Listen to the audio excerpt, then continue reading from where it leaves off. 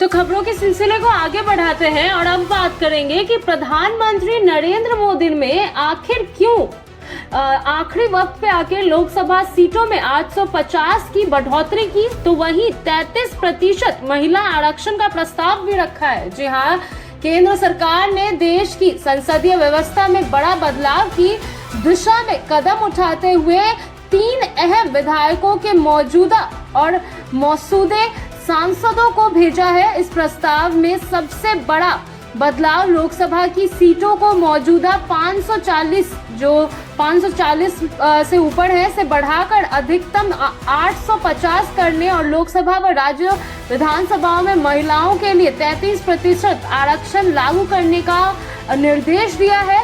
इन विधायकों को 16 से 18 अप्रैल के बीच बुलाए गए संसद के विशेष सत्र में पेश किए जाने की प्रस्तावना है।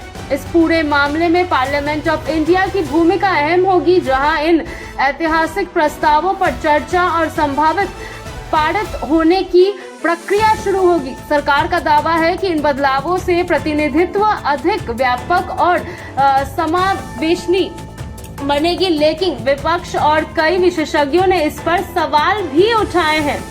क्या है प्रमुख प्रस्ताव, वो आपको बता दें कि 3 प्रमुख प्रस्ताव क्या दिए गए हैं प्रधानमंत्री नरेंद्र मोदी की ओर से। केंद्र शासित प्रदेश कानून विधायक 2026, दूसरा संविधान विधायक 2026, तीसरा परिसीमन विधायक 2026। इन परिसीमन यानी कि डेलिमिनेशन सबसे महत्वपूर्ण है, जिसके तहत देश की जनसंख्या के आधार पर सीटों का पूर्ण धारणा किया जाएगा। इससे कई राज्यों में लोकसभा सीटों की संख्या बढ़ सकती है। तो वहीं क्यों उठाए गए हैं ये सवाल बता देते हैं। सबसे बड़ा सवाल ये है कि सीटों की संख्या बढ़ाने से क्या सभी राज्यों को समान प्रतिनिधित्व मिलेगा।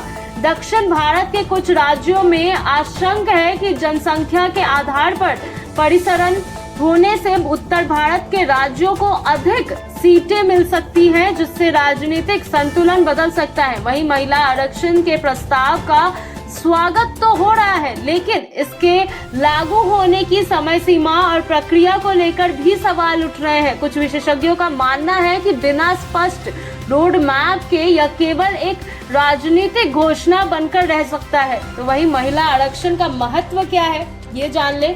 33% महिला आरक्षण लागू होने से संसद और विधानसभाओं में महिलाओं की भागीदारी में बड़ा इजाफा हो सकता है। इससे नीति निर्माण में महिलाओं की आवाज मजबूत होगी और लैगिंग संतुलन बेहतर होने की उम्मीद है। तो वहीं परिसीमा का प्रभाव क्या पड़ेगा। परिसीमा के जरिए नई जनगणना के आधार पर सीटों का बंटवारा किया जाएगा। इससे शहरी और ग्रामीण क्षेत्रों के प्रतिनिधित्व में बदलाव आ सकता है। हालांकि यह प्रक्रिया राजनीतिक रूप से संवेदनशील मानी जा रही है, क्योंकि इसका सीधा असर चुनावी परिणामों पर भी पड़ सकता है।